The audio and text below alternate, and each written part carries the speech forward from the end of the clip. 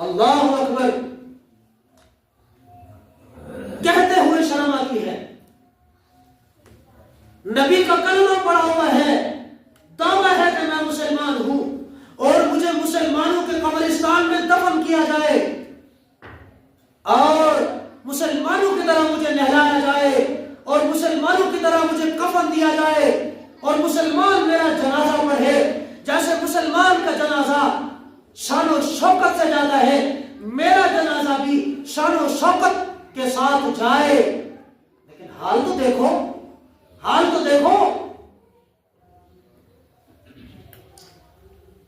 پتہ ہی نہیں چلتا کہ یہ مسلمان ہے یا نہیں ہے. آپ کی اس آبادی کے اندر 100 میں سے میں کہہ رہا ہوں بڑی مشکل سے شاید کہ کسی 80% لوگوں کو روزہ، بہت مشکل، یوں کہوں 80% بے روزگار ہیں اور 20% ہوتے ہیں. اور سب سے بڑا جرم ایک روزہ نہ رکھنا، الٹا کہ روزے کی بے نگرانی، بے احترامی کرنا. میں ایک مرتبہ عصر کے بعد واک پہ جا رہا تھا، پرسوں کی بات ہے، سامنے سے نوجوان آ رہے تھے، شبر لیا ہوا ہے، 3 نوجوان تھے اور بیر کھا رہے آرام سے، تن تناتے گھر میں روڈ پہ کھا رہے. میں نے ان تینوں کو کہا بھائی جان آپ کو معلوم نہیں ہے کہ یہ رمضان المبارک کا مہینہ ہے؟ جی مجھے سب معلوم ہے. جب مجھے دیکھا نا تو انہوں نے شاپر پیچھے کر دیا ایسے چھپا لیا.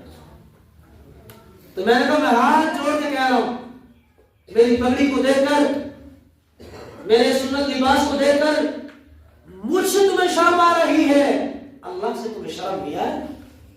مجھ سے شرم کر فرما رہے ہو؟ استاد آ رہا ہے، امام صاحب آ رہے ہیں، خطیب صاحب آ رہے ہیں، یار کیا سمجھیں گے، کیا کہیں گے، کیا بتائیں گے لوگوں کو؟ ارے ہمارا اتنا ڈر، ہمارا اتنا ادب، ہماری اتنی عزت، کیا اللہ کے فرمان کی عزت نہیں ہے؟ تو یاد رکھنا جو ہم اس مہینے کے ساتھ کر رہے ہیں، بے احترامی اور بے توجہی جو ہماری ہو رہی ہے، پھر کوئی بات سامنے آ جاتی ہے، پھر ہم دوڑتے ہیں پیروں کی طرف، مولیوں کی طرف، اماموں اور خطیبوں کی طرف. جناب روزی بندھن ہو گئی ہے، روزی بند ہو گئی ہے، روزی نہیں آ رہی، کام نہیں لگ رہا، اتفاق نہیں ہے، اولاد نافرمان ہے، کیا کریں، کہاں جائیں؟ اور اے دن ایسے لائنوں میں کھڑے ہوں گے، کبھی زکات وصول کر لے، کبھی صدقات وصول کر لے.